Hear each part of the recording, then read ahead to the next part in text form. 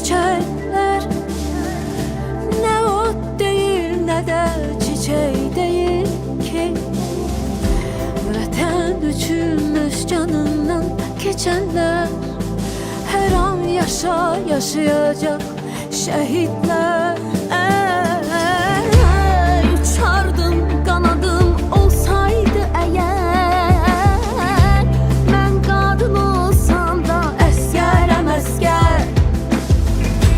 Her zaman ben senin oduna yandım.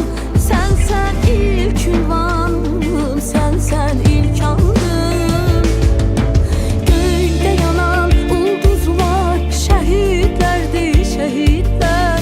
Düşen akşam sabahlar şehitlerdi şehitler. Parlak yanan çıraqlar şehitlerdi şehitler. Al yerim, yurt yerim şehitlerdi şehitler. Göyde yanan ulduzlar şehitlerdi şehitler. Düşen akşam sabahlar şehitlerdi şehitler. Parlak yanan çıraqlar şehitlerdi şehitler. Al yerim, yurt yerim şehitlerdi şehitler.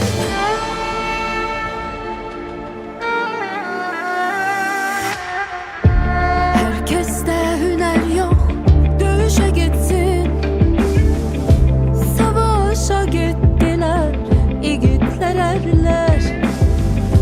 Vətən yürekten sevdiler diye, şehit şerbetini içti şehitler. Elə bil od yağdı mavi göylerden, mermiler töküldü torpağa dəndən. Kırmızı kan renkli ter çiçeklerden, torpaktan kefen de biçti şehitler.